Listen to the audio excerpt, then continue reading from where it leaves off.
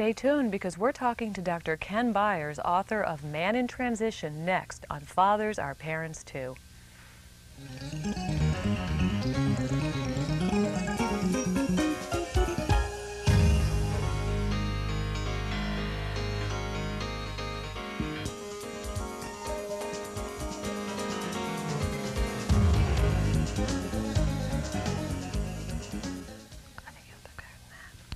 Welcome to Fathers Are Parents Too. We're here today with Dr. Ken Byers, and Dr. Byers has the notable distinction of being one of only 2 men in the entire country to have been granted a PhD in men's studies. And he is also the author of Man in Transition and Who Was That Masked Man? Welcome, Dr. Byers. Thank you so much for coming. My pleasure. Tell us about getting that PhD. That is quite an impressive achievement. How did you do that? Well, it wasn't easy. I had decided, the story goes way back, starts back in the mid-'80s when, as a father, I ran into a situation with my oldest son, who was then 14, who I became aware was very much involved in drugs and alcohol. Oh dear. And that hit me like a bag of bricks when I accepted it, realized it. And what I understood was that this was not necessarily about him. It was about the relationship that he and I had, and that there was something that he was trying to say something to me, and I didn't have a clue what it was that he was trying to say. So I started searching around looking for answers, some way that I could help him, some way that I could understand what he was going through. I had been up to that point what I thought was classically the perfect father. I worked all the time, didn't I? You know, and I made money, didn't I? And I did all the things that I was supposed to do according to the role that I had understood. And when I went out into the world to try to talk to people and find the books about, well, what happens when the perfect story doesn't have the perfect ending and you run into trouble, I didn't get any answers, and I couldn't find anybody that knew what to do, and there was no therapist out there that had any experience really with working in the father-son relationship. There were a couple of books out there, Warren Farrell's early book, which really wasn't about fathers and sons as much as it was about the concept of liberating of the man. That was the name of his first book, was The Liberated Male. And Herb Goldberg had a couple of his early books out, and they were very helpful, but it just didn't seem to be enough. And so I kind of embarked on, over the period of about the next 5 or 6 years, a program to try to educate myself so I could help him.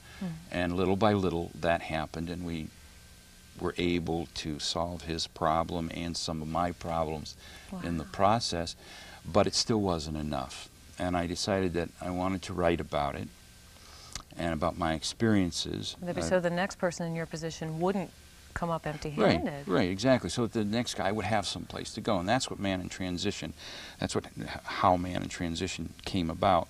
And then as a direct result of that, I began to learn how much I really didn't know, and decided that I wanted to go back to school. But there was no place to go, because although there were at that time something in the neighborhood of 1,650 accredited women's studies courses in the United States, there was not one single men's studies course available, and certainly no place to go for a degree. So I found the Union Institute out of Cincinnati, Ohio, which is a fully accredited university dedicated to helping professionals who have reached their top rung move beyond, get the credential that they need to move beyond. And I was able to convince them that there was need for a course in men's studies, and I wrote a small tome of supporting material, and they said, okay, do it, go for it. So I was able to do that. Well, that's great. Congratulations. Thank you. Yeah. And so now the books that came, now did your second book, was that a result then of your thesis or? Yeah, actually it was, in that I'm a storyteller by nature, and my writing style tends to be storytelling. And when I got into writing my dissertation, I just was so completely and totally overwhelmed by the didactic writing process that I had to start writing stories to balance, to bring the right brain back into my reality. And that's how that book evolved, and it became a series. It is a series of short stories which deals with all the kinds of issues that we as men go through, from little kids to adults.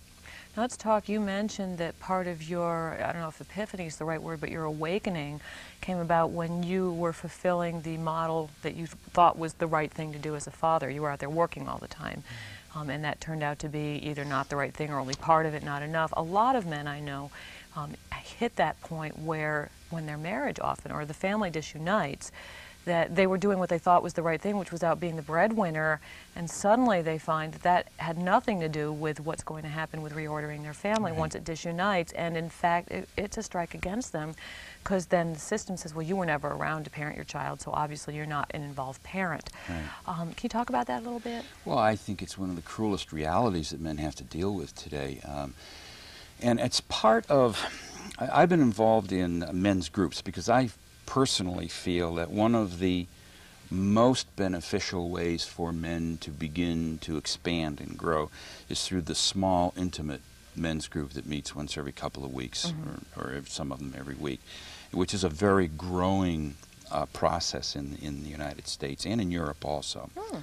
But the tendency for men to see themselves as a macro, as a micro element in a macro problem is very, very difficult. It's like a hard concept for us to get to. And what's really happened here is that the life of the male as we know it has been turned totally upside down. All the role models, all the patterning devices, all the things that we grew up with, particularly middle-aged men such as myself, who came from families in which mom stayed home and took care of the kids and dad went out and worked. Well, those value systems are completely broken down today, and there is nothing to hold on to typically for the American male. With the advent of the feminist movement and the wonderful and tremendous gains that the feminist movement has created for women, this level of equality, which is now a very, very real thing, despite what some of the more hardcore, if I can use that word, feminist rhetoric would argue against, there is a very large degree of equality that has been reached, and it's continuing to develop. And in spite of that, because of that, really, it has just dug all of the root systems out from under men, and men have a very difficult time understanding, how do I deal with this? Where do I go? Because we deal so from that left side of the brain so intensely, and the logic no longer works. It just doesn't figure anymore. So we have to search for new beginnings and ways to deal with the reality of life. And it's a very painful process for most men. They've really been left sort of in a state of anomie where there's just absolutely no structure at all for them, haven't they? And so now, in your own process, was there a point at which you went, this is it, this is the thing that has been missing, this is the piece of the puzzle that, you know, has caused this building block was missing, and this is what, every morning. Yeah. I mean, is there sort of one now? I know, for example, in your book you talk about father hunger, that's sort of this missing element in so many people's lives, having had I don't think it was just a role model of a father, but actually having an involved father relationship. So was that sort of the thing that you found was critical, that was missing for so many people? You know, each of us not only has our universal picture to repaint and deal with, but we have our personal picture too. And my personal picture was based on the fact that my father died when I was 8 years old. And I didn't really have a real clear picture before that of who he was. There was a distance in our relationship. So the bulk of my life has been trying to rebuild that relationship with my father, trying to understand him. And I've gone through the whole genealogical study thing and the whole process of building the story of who he was. And as a writer, this is what I do, is I deal with stories. And as a therapist, what I believe very strongly in the story, his story of the world, and all it really is story. So if we can create stories which work for us, it is wonderful therapy. And it's not denial, although there may be some denial in there sometimes. But by regenerating the story of my father and who he was, I got to come to closure with all of my loose ends with him. And that probably, if there's any one significant point in my life where I said, okay, I can close adolescence, and this is a whole other thing, is the concept of extended adolescence, which comes to us as a result of the loss of ritual in the culture. Without the ritual, meaning there there's can be no no defining closing. point at which you say, I am now a man. Not I am any an longer. adult. No, we've erased that completely. And we have so completely interlaced it with trying to add feminine qualities to the masculine ideal that we can't, we've lost the concept of it even. So my ritual, which ended my adolescence at age 48, which is pretty early for a lot of men, was coming to closure with the reality of who my father was and what marvelous and wonderful things he did for me in the 8 years that I had him. But and really forever in your life, because he gave you that foundation. Yeah, but it took me 40 years of work to get to that place. I've completely lost my train of thought just because that was just so amazing to even think about. How do you convey that now then to your own sons? Because of course you're here. You know, they've been fortunate to have you, and through you, their grandfather. How has this changed your relationship with them? I know that's very personal, and I mean, you don't have to. Well, the reality of it is, and I don't mind talking about that at all, the reality of it is we can never escape who we are.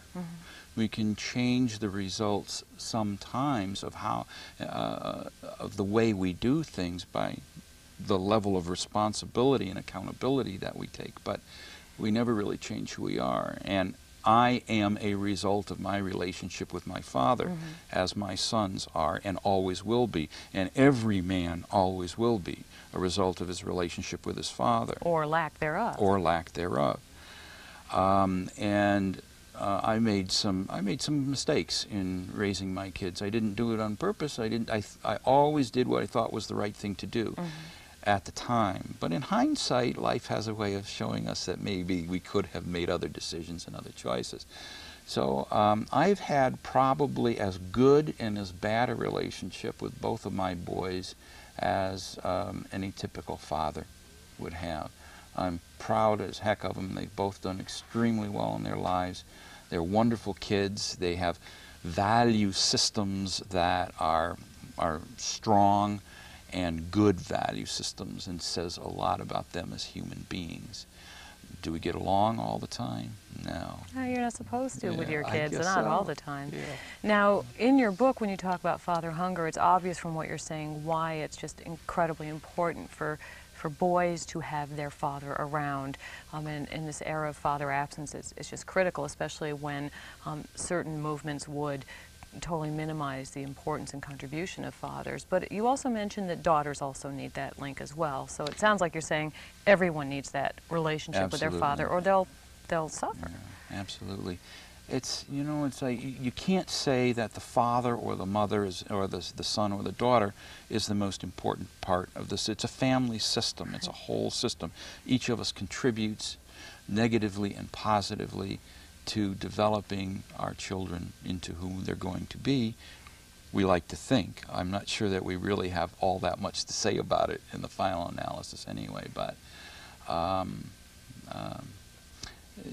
whether it's father hunger or mother hunger, the conflict is part of the growth process. It's part of what makes us who we are.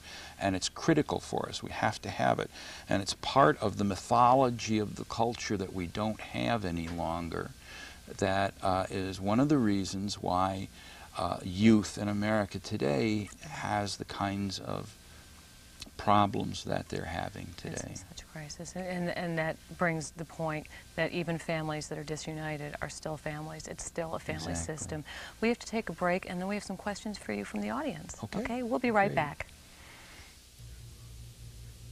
I'm a dad and a member of FREE, the Father's Rights and Equality Exchange. Most dads out there would love to spend more time with their kids, to be a real part of their lives. FREE wants to change the notion that all divorced dads are irresponsible, because most of us are dads who are responsible, and we're working for a chance to share the parenting. If you want to learn more, please call us at 1-500-4DADS. That's 1-500-4DADS. Because remember, fathers are parents too. Right, Dad? You got it.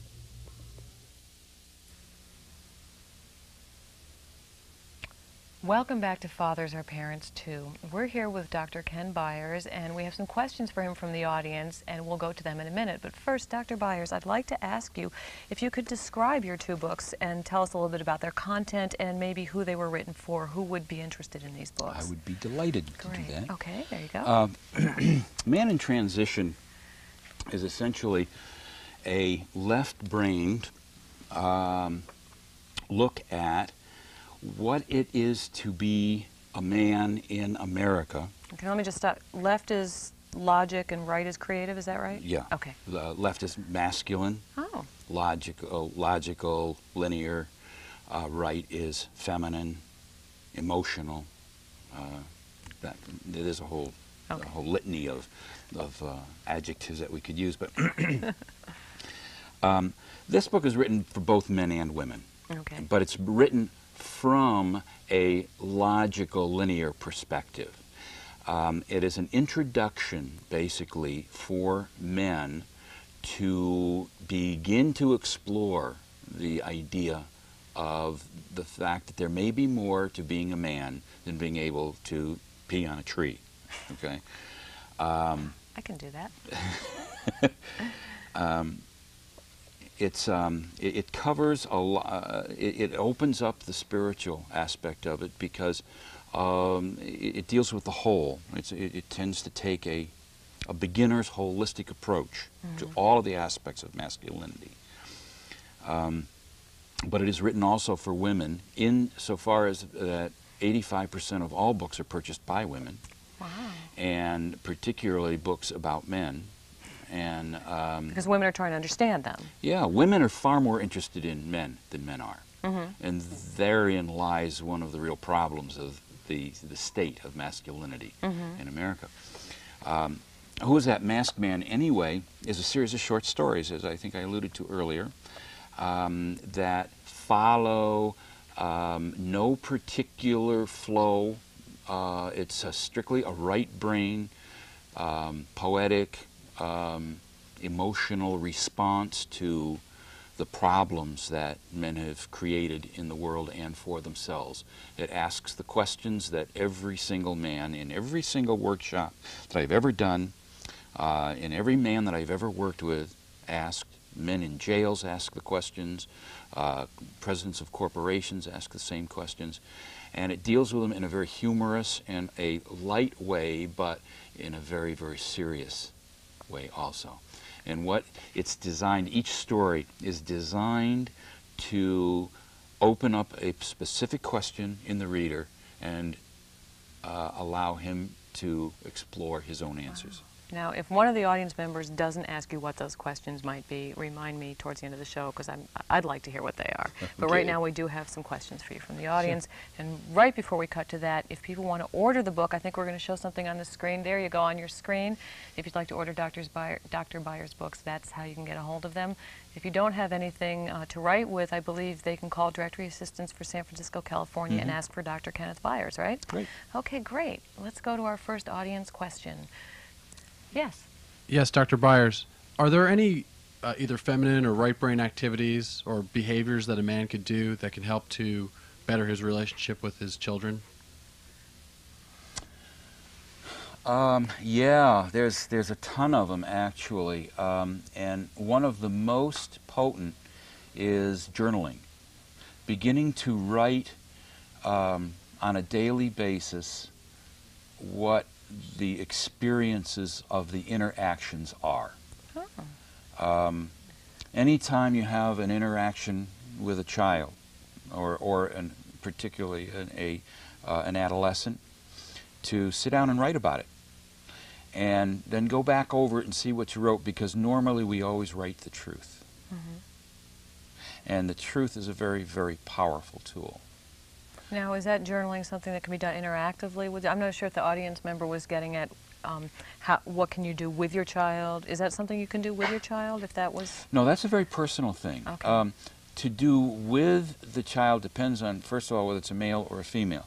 I do wilderness tours with fathers and sons, and done those over a period of about 8 or 9 years now. And we take like mini vision quests, which borrows from the Native American, well, it really borrows from almost every culture in the history of the planet except modern Western culture.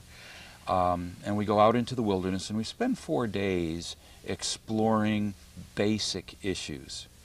That's a wonderful way to do it. The same thing can be done with daughters, but it needs to be done with a different level of sensitivity, because the interplay and interaction between fathers and daughters is different than between fathers and sons. But yeah, there are a lot of exercises and things that can be done. And from the journaling, they come to us. We already know them all. We already know what has to be done. It's a matter of peeling the skin off the onion and exposing what it is that we already know needs to be So the done. journaling almost sort of gets you in touch with that part of yourself that is harder for one. Okay, we have another question for you. Yes. Dr. Byers, I'm somewhat interested in what your relationship would be with, say, Robert Bly and that group of people. Interested in what kind of network you've set up with, say, other writers who are writing about this same sort of thing. Well, there is a group out there, the men's movement, or as Michael Mead likes to say, men moving, which I like better, is a very fractionalized movement. Over the years, it has dissipated into what you're very familiar with, the men's legal aspects. And one of the stronger components of the men's movement for a number of years was what we call the mythopoetic movement, which is where Robert Bly came in, among others. A lot of good work was done there. I've done work with Robert, and I have nothing but the greatest respect for him, but I differ with him philosophically from the standpoint that I have yet to figure out how stories of solutions to problems that are 2,000 years old can affect a man who is homeless on the street. I don't get it yet, and maybe it's me, but maybe it's the system. So does that answer your question? Yeah, although my first response to that would be that 2,000 years ago, there were probably more people homeless on the street than there are now. Yeah, well, my other question is also related to writing. I think that there's a lot of good writing being done. I think there are, like your work and the work of some others, men writing, say, primarily for men. There's a lot of women writing for women in the women's movement. There are people writing bestsellers about Mars and Venus and stuff. Men trying to understand themselves, trying to understand women, and vice versa. I think there is a criminal shortage of people who have this kind of gift writing for children to understand what men are about and what women are about. I have a beautiful book that I happened to find called At Daddy's on Saturdays, which corresponds very closely to my own situation. And I wish there were a lot more books like that that helped, through narrative and pictures, help children understand what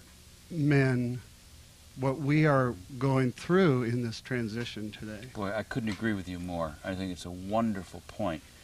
There has been a lot of writing. When I published Man in Transition, there were 7 books out, current published books, and you had to fight to find them. There's now probably 250 books out there that are available. There are actually bookstores with men's sections, which is wonderful. And there's some wonderful books out there.